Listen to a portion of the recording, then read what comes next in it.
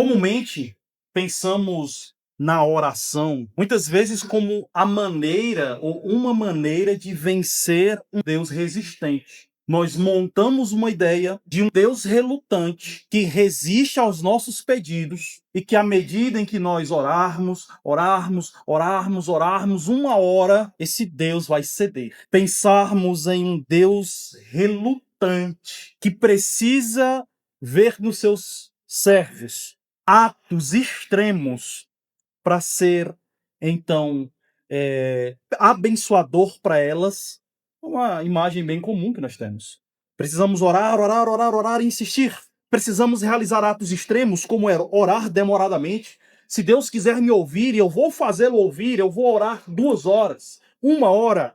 Vou orar em horários incomuns, eu vou orar pelas madrugadas, eu vou orar em momentos fora do que eu tenho o costume de orar, porque eu quero fazer Deus me ouvir, eu quero vencer a sua relutância. Eu vou orar em lugares incomuns, eu vou subir aos montes, eu vou para as planícies, eu vou para lugares desertos. Não é possível que em algum momento Deus não fique constrangido em ver as minhas atitudes que se inclinem para mim. Esse é um pensamento bem comum que muitos possuem. Essa perspectiva sobre Deus e a oração é ilustrada por Jesus nessa parábola ou nas parábolas que foram lidas aqui nessa noite pelo irmão Anderson Santo. Eu quero voltar a lê-la com vocês. Lucas, capítulo 11, versos 5 em diante. O verso 13 diz assim: Disse-lhe ainda Jesus: Qual dentre vós, tendo um amigo, e este for procurá-lo à meia-noite, ele disser: Amigo, empresta-me 3 pães? Pois o meu amigo, chegando de viagem, procurou-me, e eu nada tenho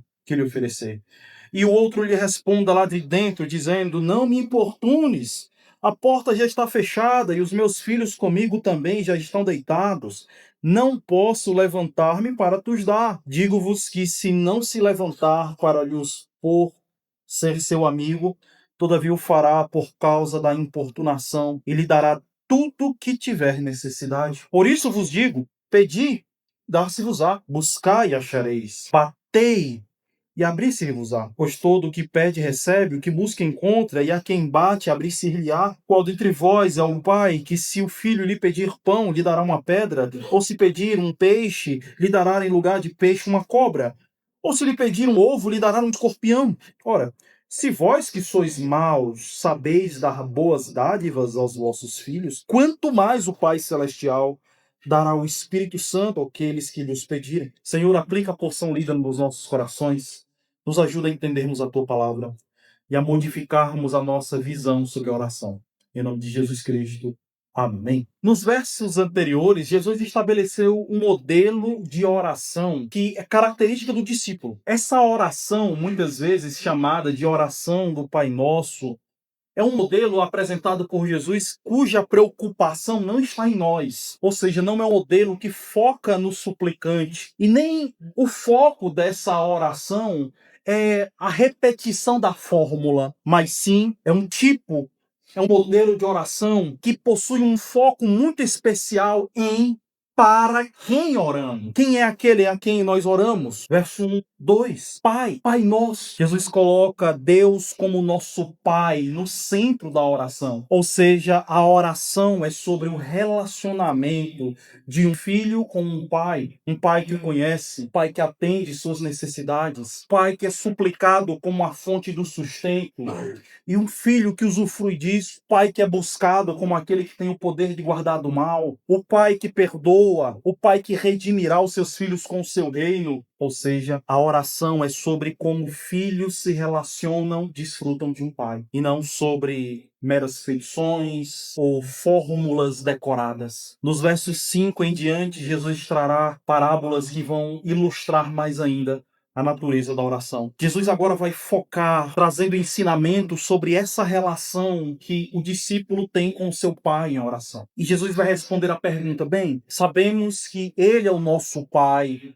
Eu revelei o Pai a vocês e vocês agora podem experimentar dele. Mas de que maneira esse pai atende aos seus filhos? De que forma Esses filhos são recebidos quando se aproximam desse pai em clamores e em súplicas. Jesus, portanto, para responder a isso, no verso 5, vai levar os seus discípulos a imaginarem uma cena. Quando ele disse: "Qual dentre vós?" Literalmente, ele está convidando: venham, pensem comigo, imaginem a cena, se coloquem nessa situação. Jesus, portanto, conta uma parábola de um pai de família, de um senhor da casa, que está dentro, já deitado com seus filhos, num vilarejo, uma casa simples, porque todos dormem no mesmo cômodo, e esse pai recebe na porta de sua casa um amigo que pede a ele que lhe dê 3 pães, porque um visitante inesperado, à meia-noite, chegou em sua casa. E era comum não ter pão nesse horário,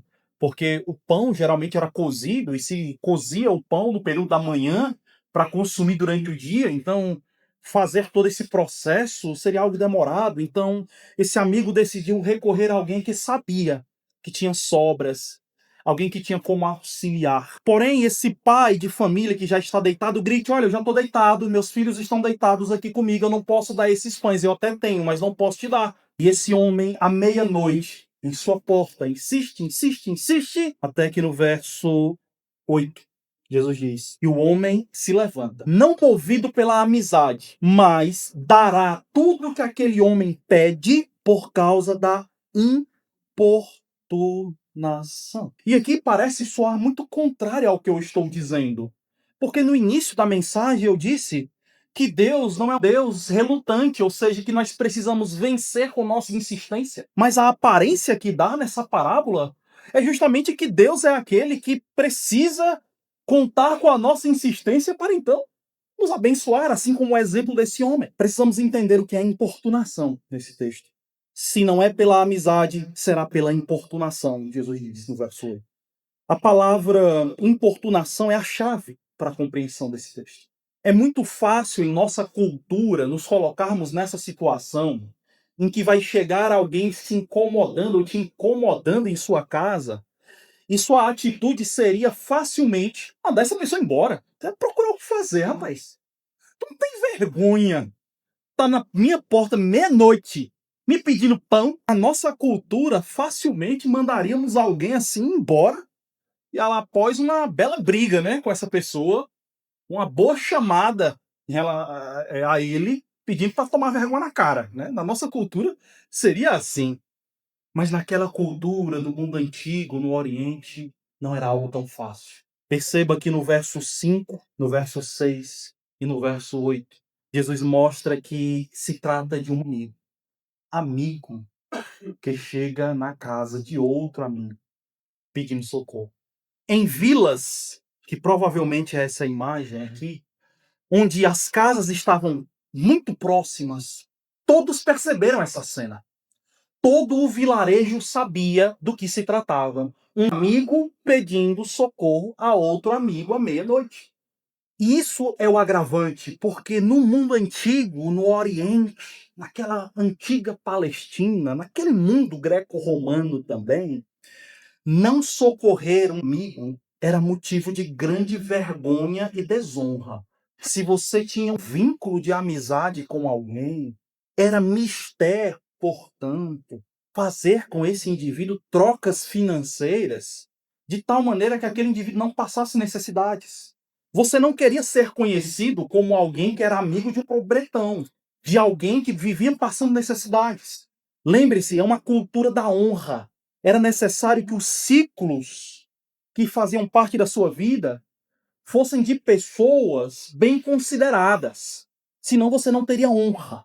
Logo, um amigo numa posição de fragilidade que pede socorro a outro amigo deveria contar com um auxílio imediato, senão o amigo que não socorre seria visto como alguém digno de vergonha, desonra e exclusão social. E ainda tem outro agravante. Ter um visitante mal recebido em um vilarejo era motivo de desonra também para o próprio vilarejo. Nós estamos falando de uma cultura que a coletividade era o que mandava.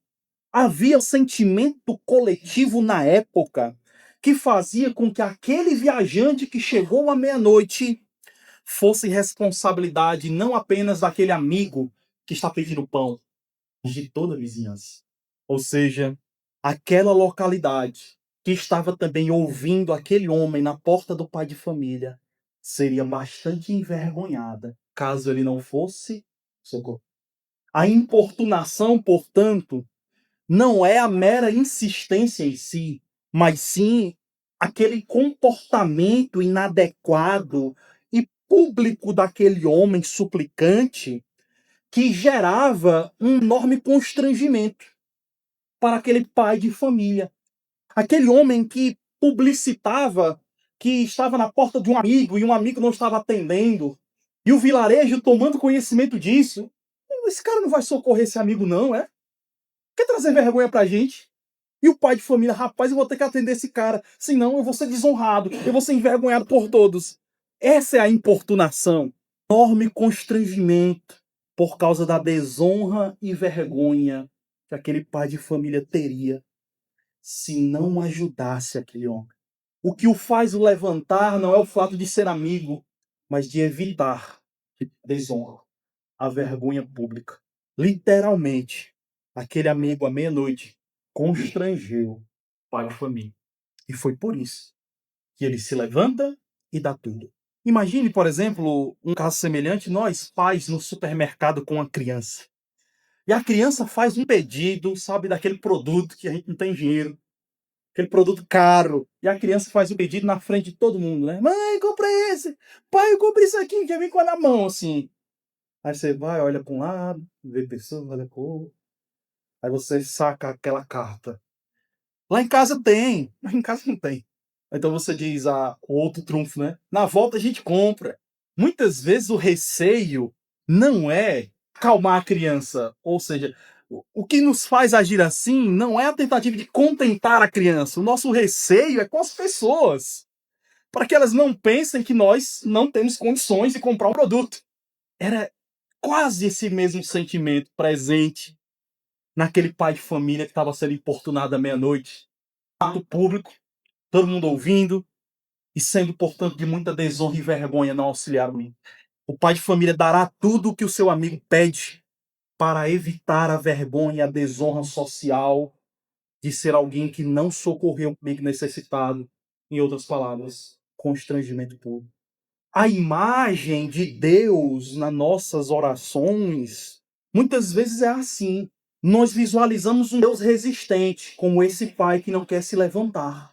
Só que a gente acha que a nossa persistência ou alguns atos sacrificiais de exagero podem constranger esse Deus a se levantar em nosso favor. Eu vou constranger Deus. Eu vou fazer ele se levantar, ele atender o meu pedido, a minha oração. Eu vou fazer isso com boas atitudes. Eu vou ser uma pessoa tão boa, tão boa, tão boa, tão boa, que quando eu pedir, Deus vai dizer, rapaz, não tem como não, né? Agora isso. Aí você me quebra, né? Você não pode ser uma pessoa tão boa assim e ficar sem minha bênção. Aí você quer me complicar? Ou autossacrifícios. Rapaz, eu vou jejuar 3 semanas e vou orar por isso. Não é possível que Deus não vai olhar lá de cima, ver uma pessoa raquítica, com a costela já aparecendo e não dê minha bênção. Deixar Deus sem jeito, né? Deus vai se inclinar para mim, não é possível. Vencer a relutância de Deus é a maneira como muitas vezes interpretamos a oração. É assim que você age em oração? Como alguém que tenta convencer a Deus pela insistência, ou talvez constrangê-lo por algum tipo de esforço? Veja o monte que eu subi, veja quantos dias eu jejuei, veja como eu servi nos carros da igreja direitinho, Senhor.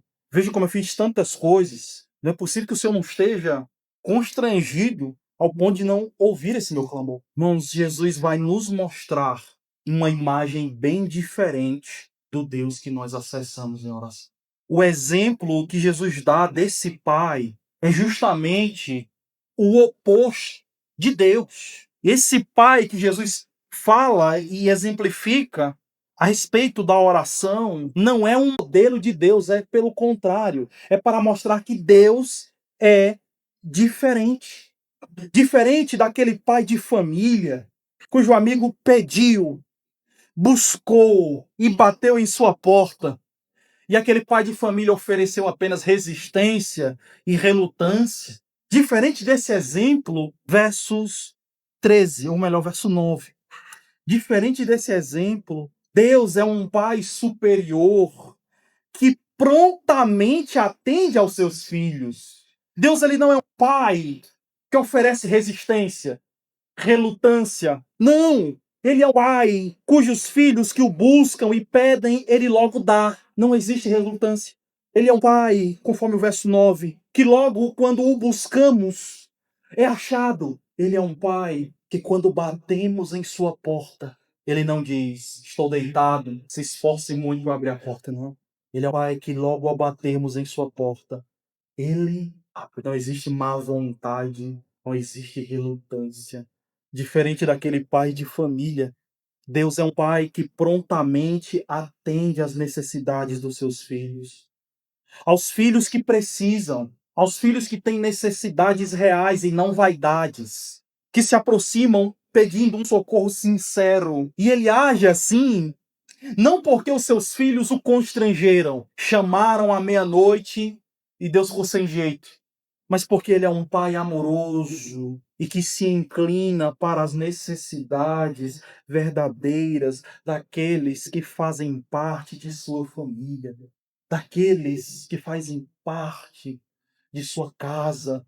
Pedimos e ele nos dá, buscamos e o achamos, batemos em sua porta, mesmo à meia-noite, e ele a abre, sem resistência, sem relutância, sem desculpas. Ele não é um pai relutante que precisa ser convencido, que precisa contar com os nossos atos, que talvez o constranjam e ele diga, agora eu estou sem saída, tenho que abençoar essa pessoa. Não, ele é um pai amoroso, que prontamente socorre seus filhos necessitados, que vão até ele em oração. Não precisamos pedir muito, não no sentido de não orarmos constantemente, mas com aquela mentalidade, vou pedir, até Deus me socorrer. Não precisamos buscá-lo escandalosamente para que ele nos note. Não precisamos bater freneticamente em sua porta. Basta apenas chamarmos ao seu nome. Basta apenas chamá-lo por Pai. E logo ele se levanta e nos atende. Quando se trata de necessidades verdadeiras, necessidades que realmente são urgentes em nossas vidas, que o Pai conhece e que o Pai entende por necessidades, ele atende a todo filho, ele pede socorro. No verso 10 nós temos Jesus dizendo que todo o que pede recebe, todo o que busca encontra, todo o que bate a porta ele abre.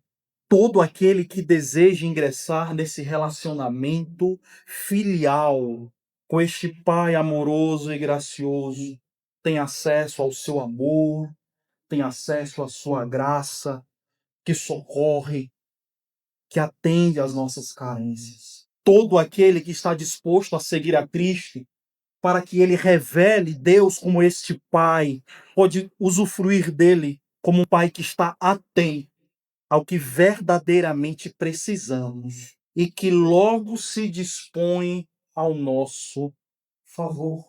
Essa é a qualidade do Pai a quem buscamos em oração. Esse é o Deus que se revelou a nós. Esse Pai que se move por misericórdia, amor e graça apenas, e não pela nossa insistência. Deus que não se demora, mas que age prontamente no socorro dos seus filhos súplices. O que eu quero dizer para você nessa noite, meu irmão, é que a oração nos permite ter um relacionamento com um Pai bondoso, que se move em nossa direção prontamente, movido por graça e nos dando sempre o melhor. Às vezes nós nem sabemos o que é o melhor, mas Deus sabe. Ele é este Pai que se move em nosso favor, nos abençoa. Jesus vai ampliar esse caráter do Pai bondoso para os filhos que buscam em oração, dos versos 11 até o verso 13. Nos versos 11 até o verso 13, Jesus vai dizer que os pais humanos, imagine você como pai, mãe, imagine a mim mesmo, nós somos maus, nós somos essencialmente pecadores. Porém, ainda assim, nós somos bondosos em atender às necessidades reais dos nossos filhos. Ou seja, nós não somos maliciosos na forma de atender à necessidade dos nossos filhos. Nós, como pais humanos, e um filho apresenta uma necessidade verdadeira, como pão, a gente não dá uma pedra. Filho que pede peixe, nós não daremos uma cobra. A um filho que pede um ovo, nós não daremos um escorpião. As necessidades mais sinceras e honestas dos nossos filhos são devidamente atendidas por nós. E nós somos maus. E nós somos falhos. E nós somos pecadores. E ainda assim nós nos inclinamos de forma bondosa para os nossos filhos. Ora, se nós que somos maus somos assim, muito mais o nosso Pai Celestial, que conforme o verso 2, é Pai Santo. É um Pai que tem o seu nome, que o terá santificado. Ele sempre atenderá às nossas necessidades verdadeiras. E ainda, além de atender às nossas necessidades genuínas, Ele é o Pai que nos dará muito mais do que pedimos. Pai que não nos dá apenas o que precisamos, nos dá muito mais, nos dá além, porque na continuidade do verso 13, Jesus diz: Pois aos filhos que se relacionam de modo suplicante com o Pai Celestial, além de atender às suas necessidades, Ele dará do seu Espírito Santo. Ele dá o seu Espírito Santo aos seus filhos. Agora perceba um detalhe aqui. Jesus não diz que o Pai dará o Espírito para os que pedirem o Espírito. O verbo dar não tem nenhum objeto direto, mas sim o que Jesus está trazendo a nós é que este Pai é tão bom que dará o Espírito aos que vivem num relacionamento filial com Ele, em dependência, em petições. Ou seja, àqueles que se relacionam com Ele, que estão o buscando, que estão batendo a sua porta, que estão lhe pedindo, além de atender às suas necessidades, esse Pai superabunda, dando ainda o Espírito Santo. Além de atender às suas necessidades, Deus faz muito mais e presenteia os seus filhos com uma dádiva a mais, o seu Espírito. E claro, para os leitores de Lucas que estão lendo no seu tempo esse texto, essa verdade que Jesus fala era a antecipação da promessa que se cumpriria em Atos, no segundo volume, em Atos 2, no Pentecostes. Aos filhos que ingressaram num relacionamento com o Pai que Jesus revelou, além de ter as suas necessidades supridas, o Pai ainda dará o seu Espírito. E ele deu lá em Pentecostes. Ele ministra aos nossos corações através do Espírito Santo, enquanto oramos suplicantes a Ele. Enquanto nós buscamos a este Pai, Ele nos abençoa, nos atende como um Pai que prontamente socorre. E além disso, Ele ministra as nossas vidas por meio do seu Espírito. Enquanto estamos súplices em Sua presença, Ele nos dá a força através do Espírito Santo, ainda que nós não peçamos. Ele nos dá a direção a toda verdade, mesmo que muitas vezes nós não pedimos. Por meio do seu Espírito, quando estamos o buscando, batendo em sua porta e lhe pedindo, com o seu Espírito, o Senhor também ministrará aos nossos corações o consolo, ainda que nós não peçamos. Além de estarmos nesse relacionamento com esse Pai amoroso, que de pronto, movido por graça, atende às nossas necessidades, quando nós o buscamos, Ele, por meio do seu Espírito, nos santifica por meio dele, de uma maneira que a gente nem nota. Mas lá está o Senhor derramando a graça com seu Espírito Santo em nossas vidas, quando estamos buscando. Deus é um Pai tão generoso, irmãos. Deus é um Pai tão gracioso, que quando é buscado por seus filhos, sim, dá o pão, dá o perdão, dá o livramento do mal, dá tantas outras necessidades como preenchidas e supridas, mas que além disso, Ele dá daquilo que é maior e melhor. Ele dá a nós da porção do seu próprio Espírito Santo, que nos enche, que nos abençoa, que nos molda, que nos transforma. Quando estamos à sua porta batendo, quando estamos em sua porta lhe pedindo, quando estamos em sua porta lhe buscando em prol das nossas necessidades. A oração nos permite ter um relacionamento com um Pai bondoso, que se move em nossa direção prontamente, movido por graça e nos dando sempre o melhor. Meu convite para você é que você pense em Deus não como alguém que você precisa vencer a relutância. Que você pense em Deus não como alguém que você precisa convencer por meio dos seus atos, por meio da sua insistência ou de autossacrifícios, mas que você pense em Deus como um pai que conhece realmente o seu filho e que se levanta para socorrer de imediato as suas verdadeiras necessidades. Muitas vezes nos aproximaremos de Deus com vaidades, e Ele, como um bom pai, talvez sabendo que essas vaidades nos lançarão em tentação, como um pai guardador nos sustenta e não nos permite muitas vezes termos aquilo que pedimos. Ele nos conhece. Pense em Deus assim, pai pronto para atender a um filho, um pai que conhece a genuína necessidade do filho. Eu peço que quando você for orar, você não se sinta como alguém que precisa convencer a Deus, mas como um filho que sabe que está sendo ouvido por um pai amoroso e solícito. Deus, ele não está numa rede ou numa cama, esperando bons argumentos ou a sua insistência para levantar. Ele está de prontidão. Quando batemos, pedimos e o buscamos, ele nos socorre. Ore constantemente, como Paulo diz, sem cessar, sabendo que o Pai acolhe suas verdadeiras necessidades, que lhe concede muito mais do que você pede.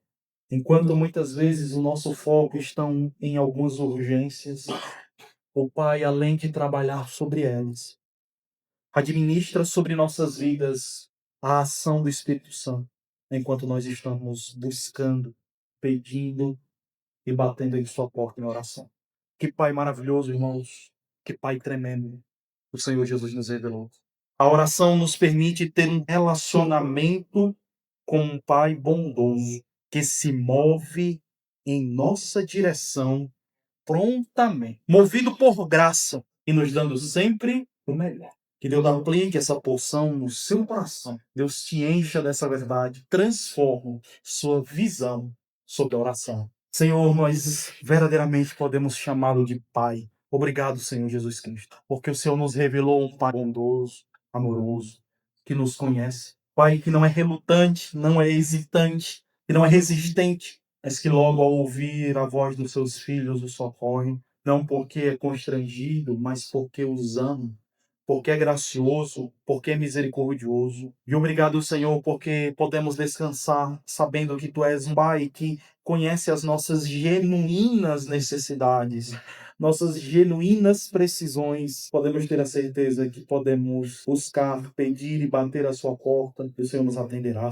Senhor, não te foi suficiente apenas ser um pai que atende aquilo que são as nossas carências. O Senhor nos dá muito mais do que pedimos ou pensamos. O Senhor nos dá da porção do teu Espírito. O Senhor administra sobre nós a tua graça, por meio do teu Espírito que em nós habita. E talvez por meio dele o Senhor esteja trabalhando em necessidades do nosso coração e alma que que nós nem mesmo sabemos que lá está o Senhor. Além de nos atender, nos dando do teu Espírito Santo. Obrigado. Que nós possamos buscá-lo como verdadeiramente tu és, um Pai. E nós, filhos, podemos beber da tua graça, amor e misericórdia enquanto oramos. Desfaz uma visão simplista da oração. Desfaz uma visão ritualística da oração. Desfaz uma visão egoísta da oração, Senhor. E nos dá urgentemente a compreensão de que a oração se trata do relacionamento entre um pai e um filho, que isso nos dê muito prazer, alegria e confiança ao batermos a tua porta, Senhor. No nome santo de Jesus, nós te agradecemos. Deus seja com os irmãos e a sua palavra foi pregada, dando a graça de sermos praticantes.